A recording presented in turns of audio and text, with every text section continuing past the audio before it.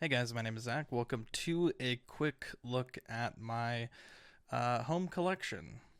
I've been in this office since March, and I haven't done like a formal collection tour outside of some photos when I first moved in. And I apologize in advance. The office space isn't super clean. It's not terrible, but I don't know. I felt like it would be disingenuous to show you it fully clean. But we start here right when you walk in with the Lord of the Rings garage shelf. This is my first ever garage shelf, and I actually really like it.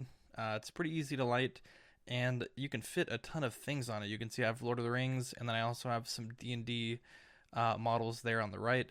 But these are a different assortment of Sideshow statues, some Asmus figures, which you can see here, some different parts from those figures and a bunch of 3D printed stuff. I kind of just use this shelf as like an everything shelf because it does have so much space, and I think it works out pretty good. There's a good shot there of the new Asmus Gandalf the White standing alongside the Gandalf the Grey by Asmus. I think they're two really good figures, though I do think the new Unart one is definitely something to consider. Below, I have my Lego bag end mock.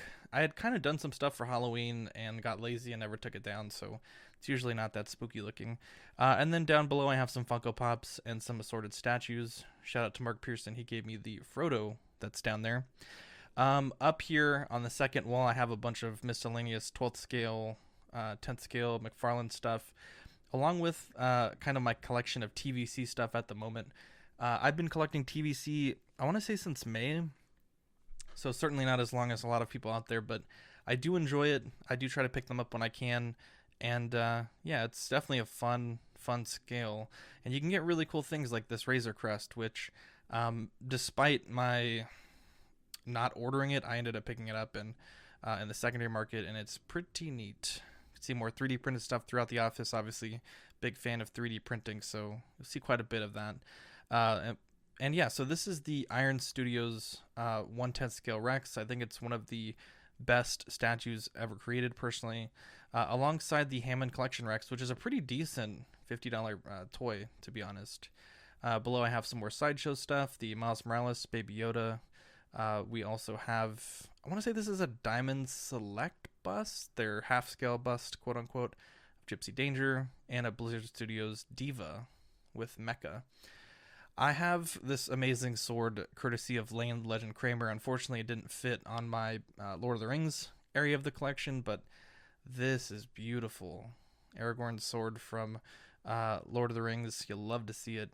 I do collect Black Series also, have some clones, have some Bad Batch stuff, and they're kind of just on top of this cabinet chilling. I kind of like them there. It used to be storage space back in my old room, but I took off the frame on the top and I used that for Black Series.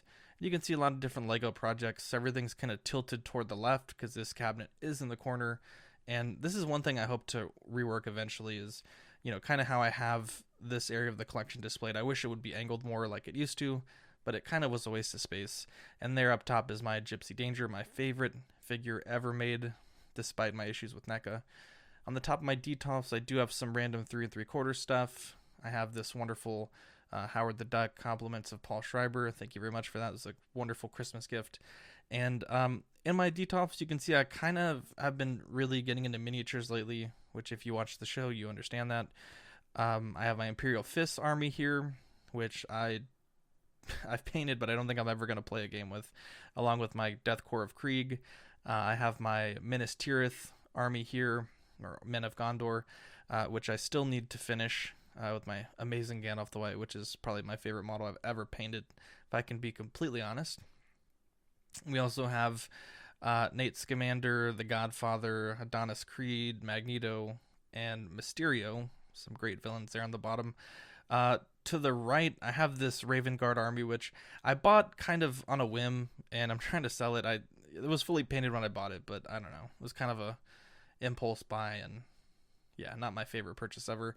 My Kylo Ren, my wife painted that portrait. Mando, shout out to the 2.0 Mando. Also have Sneaky, the Rocketeer, and Batman.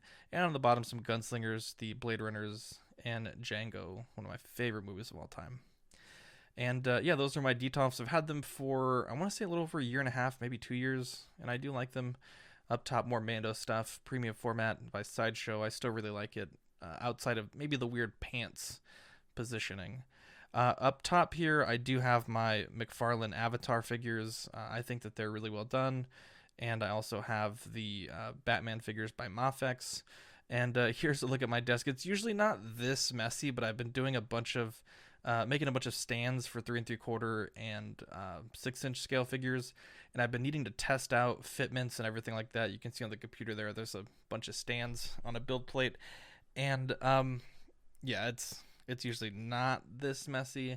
For the mic, I have obviously my tried and true Shure SM7B and a bunch of different tech to make everything work, including the Stream Deck, which controls a lot of the messages that you see during the show, my mic mute, and other things.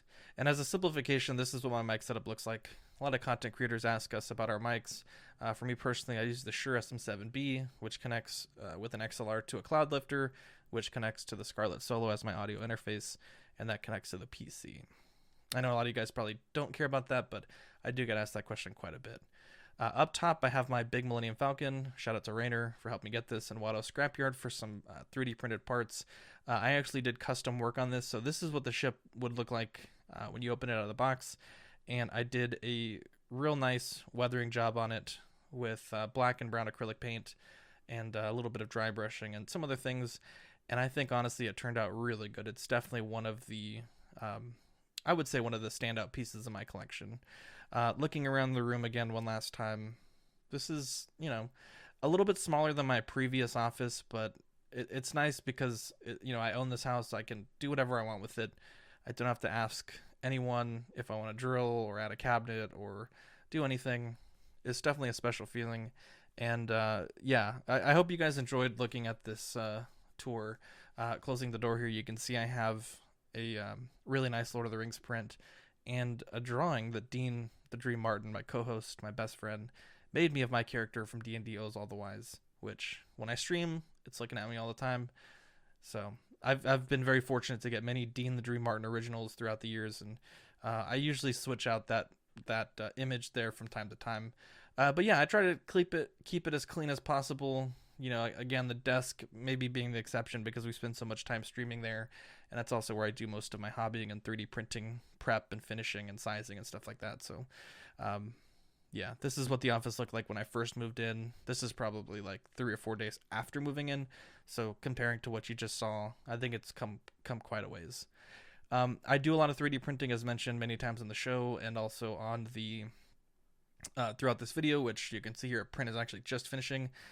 This is what it looks like when it finishes. It'll actually raise the build plate up fully, and you can see there in the vat, I did have a small failure, which is kind of annoying. But yeah, this is kind of what I got here. I got the Elegoo Pro, and actually, side note, these are some prints I'm doing for the Patreon members, which if you want to get in on that, patreon.com/collectingweekly. But anyways, this is the Ender 3 Pro on the left, which is a plastic or a filament printer, and then the Elegoo Mars Pro 3 4K on the right, which is a resin printer. Both of those are, very useful for different things. And of course, with these, you do have to cure those resin prints. So I have a small curing station, which, shout out to Mark Pearson. He was really the one that kind of gave me the nudge to get into 3D printing. And it's really been one of my favorite parts of the hobby over the past year. This is what that failure looks like and what successful prints, rather, look like. You can see there the supports just kind of broke off mid-print. It sticks to the FEP on the bottom. And with those parts cleaned and cured, this is what they look like. I've been experimenting on printing some ARC Trooper stuff for 3 3/4. In the end, the comma and the ARC pauldron didn't necessarily work how I thought they did, but the normal pauldron worked really well, and you can see it here on my my gunship. But yeah, thank you guys for watching this small look into my collection, my setup, my 3D printing area, and whatnot. I hope that you guys enjoyed it, rather. And if you like these kind of videos or you want to see more from other members of the Collecting Weekly team, let me know, and we'll definitely try to get more shot because, I know they're requested. I just kind of feel weird about doing them super often. So maybe once a year kind of thing, we can kind of keep an update on everyone's collection. At least that's what I plan to do. But if you guys want more stuff like this, let me know, and we'll do our best to accommodate. Thanks everyone for watching. Have a great day, and we'll catch you on the next episode of Collecting Weekly.